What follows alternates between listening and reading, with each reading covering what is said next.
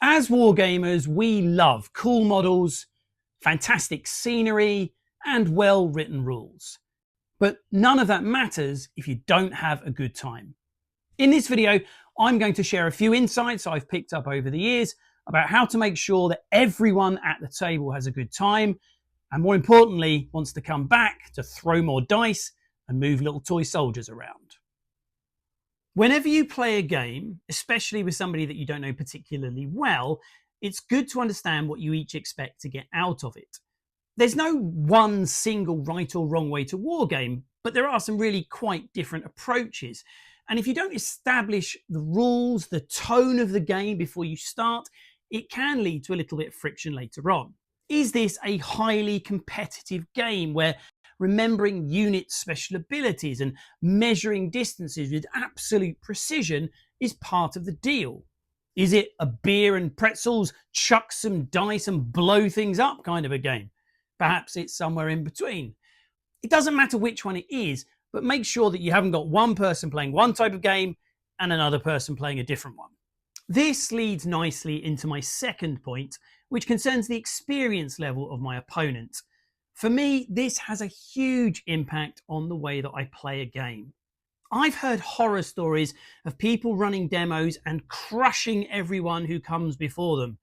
I had a similar experience myself not long after I started wargaming, where it was all presented as sort of tough love. The guy removed the last figure I had on the board and told me, "Wargaming's a competitive sport, get used to it." I'd say go easy on the newbies, particularly if somebody's been brave enough to come up and ask for a demo. We all want to grow the hobby and to fill it with people who themselves are going to encourage others to come and play. If we give them a good example, they will pass that on, and then we end up with a friendly, happy hobby scene. We all love those moments in games where we pull off the impossible. A lone trooper who survives an overwhelming attack to secure a crucial objective.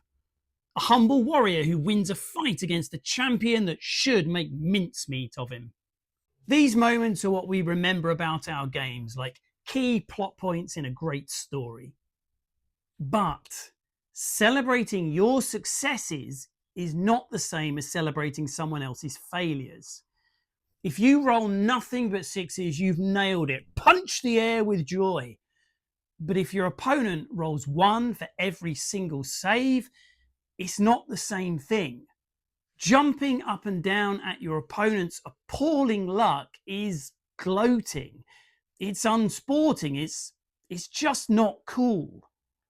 And it can really sour the mood of a game. So in my humble opinion, celebrate success, but don't celebrate failure. Lots of games feature some sort of random setup, whether it's scenery, deployment areas, or the placement of objectives.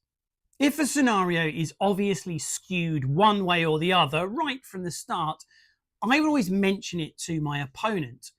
If you both decide to go ahead with the battle anyway, perhaps leaning into the fact that one of the armies is really up against it, then there shouldn't be any hard feelings.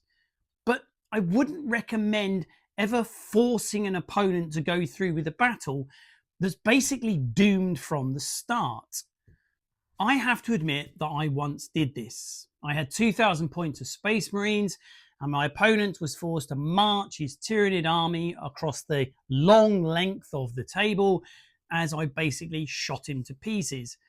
At the time, I thought it was great fun, and it was only really after the game had finished and I talked to my opponent that I realised he hadn't really had that much fun.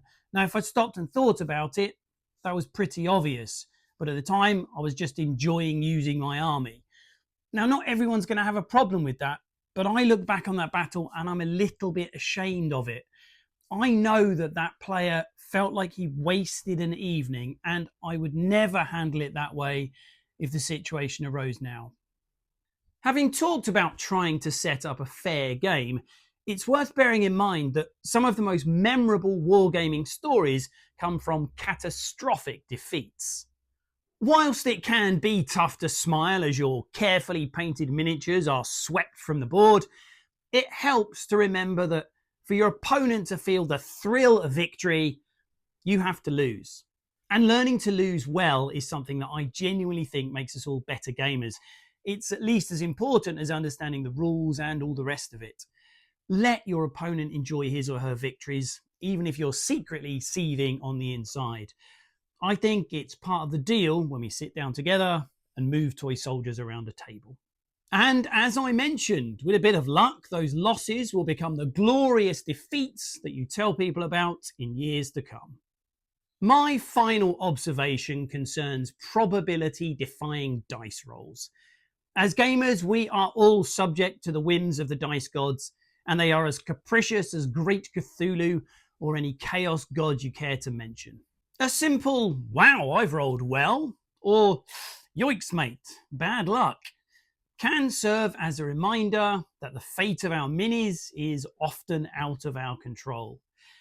But what the hell? After all, it's just a game. So, those are my thoughts on how to make sure that your war games remain friendly and fun. I realise that not everyone is going to agree with me. You might think I'm being too precious or too nice, which is absolutely fine. Either way, I shall be interested to read your thoughts in the comments. I hope you've enjoyed the video. If so, please consider hitting the like or subscribe button. I hope to see you again soon. And until then, keep rolling.